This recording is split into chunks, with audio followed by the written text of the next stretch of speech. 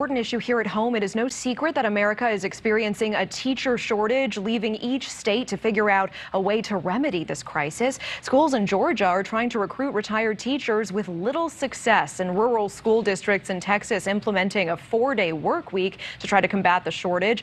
And schools in Florida recruiting military veterans with any licenses or certifications to teach. Joining me now to discuss is Andrew Spar with the Florida Education Association. Andrew, thank you so much for being here tonight.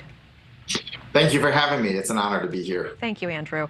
As you know, the teacher shortage is such a big issue right now, but is Florida's plan to hire military veterans, even without experience, really the best option for future leaders of the country?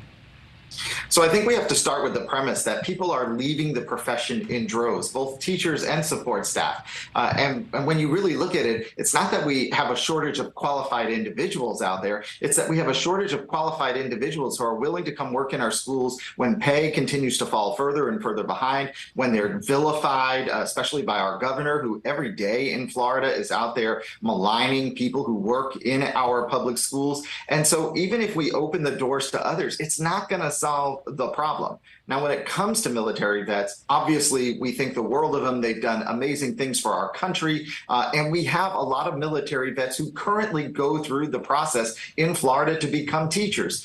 This idea of shortchanging that process, removing standards. As a parent myself, I want highly qualified, well-trained, and well-supported teachers in our schools. Well, many people are worried that bringing veterans into schools potentially could militarize an environment that is supposed to nurture children's talents and abilities. What would you say to that? I don't believe that will happen. Again, I think what we should be focused on is how do we really solve the problem we have with this massive teacher and staff shortage. Look, if kids are getting to school late because we don't have enough bus drivers, they're missing out on the education they deserve and need. If kids don't have science teachers, math teachers, English teachers, music teachers, and others in their classroom because we can't find them, then kids are missing out on the education they deserve and need. My daughter last year in 7th grade, her science teacher quit in the middle of the year, saying she was no longer willing to put aside her small family and sacrifice her small family for what she really couldn't do in terms of teaching kids because there's so many obstacles in the way, and she quit. They couldn't find another science teacher. So my daughter and the 100 students that teacher had were without a science teacher for half a year, missing out on the education they deserve and need. And that was repeated thousands of times in Florida last year. I mean, I can only imagine what that was like as a parent, how frustrating that is. And I know that's only one anecdote and one story out of so many across the country right now. I do want to circle back on what you were talking about, the shortage of bus drivers. What does that mean for kids this year? We're just around the corner from the school year starting. How are schools preparing for that? Yeah, school districts are telling parents to be patient and to prepare to maybe have to take their own children to school, which means they might be late for work if they have to drop their child off at school or a bus is running late.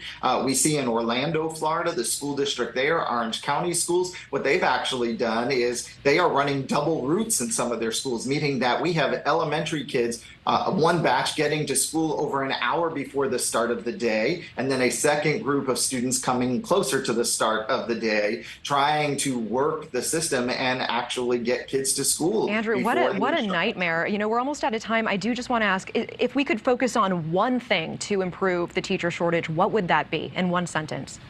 Yeah, I will say we've got to improve pay and we got to stop vilifying teachers. How about two? All right, Andrew Spar, thank you so much for your time. Appreciate it.